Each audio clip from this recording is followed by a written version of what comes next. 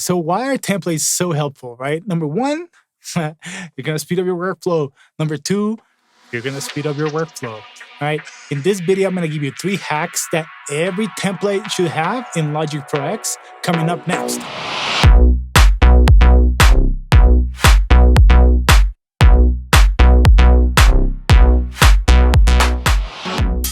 What up guys, Mayen here with another video. In my channel, you're gonna find simple tips for music production. In this video, I'm gonna go over 3 hacks that every single Logic Pro template should have. All right guys, let's get to it. So kind of like the first thing that you wanna do, right, is actually just set up the scale that you're gonna be working on. First, let's put in, a software instrument to set up our custom icon. Let's say I have this ones here. So you can go find them at this website, Basic Music Theory, and you can set it up here. And then what you'll do is just, save this image. So you can add that over here. We're gonna go to custom icons.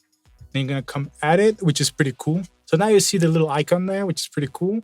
Now we can make it big. And that's where you go, right? That's where everything is going to be located. So you're going to be able to see the keys and everything and the notes and what's in that scale, which is pretty awesome. The other one that you want to do, you're going to come down here, this track mode, and then you're going to double click over here in signature. And then you're going to create the key signature for the track. And then over here, the same way. And I'm going to show you why this is important. It's pretty cool.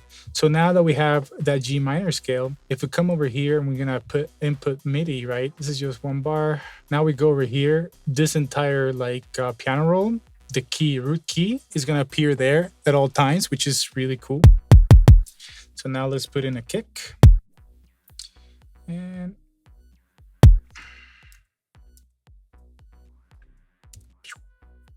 then close it up here, and now we can just have a little kick going. It's pretty cool,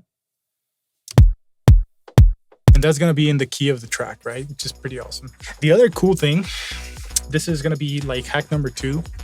It's you're going to go over here, you're going to click control and then click, and then you're going to go over here to track header and components, and then track alternatives, right? And I'm going to show you why this is going to be super important. So right now, we have this verse. So now let's add another one. So we're going to click over here and then add a new one.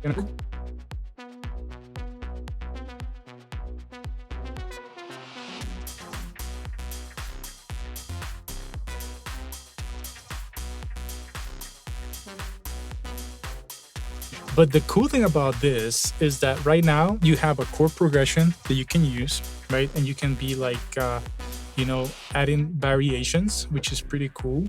And now where it gets really interesting is we are actually going to add an Alchemy Synth. So let's say for our first one, so we copy it down, that's going to be our first one.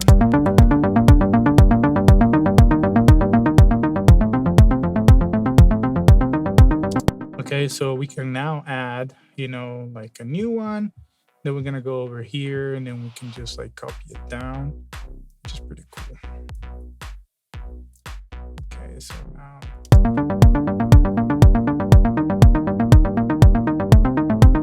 So let's say we want to switch it.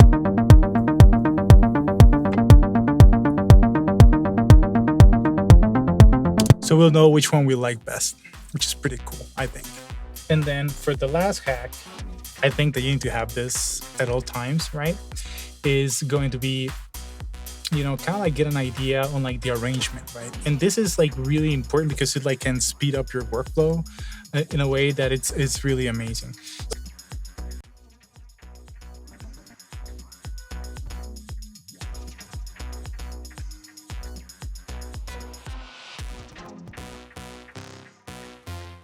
Okay, so now that it's all color-coded, right, then if we take this out, then you're not able to see it, so you're not able to move things around or know where everything is. So the other thing that you're going to do here for the arrangement is going to speed up your process a lot. You go over here, you click on it, and then you're going to say create from arrangement markers, and then everything is going to be created with this type of marker, right? So now you're going to be able to have that guide for yourself. So now we can start building a track. yeah, guys, hopefully this was helpful for you guys to speed up your workflow here in Logic. And yeah, all right, guys, have a good rest of your weekend. Bye.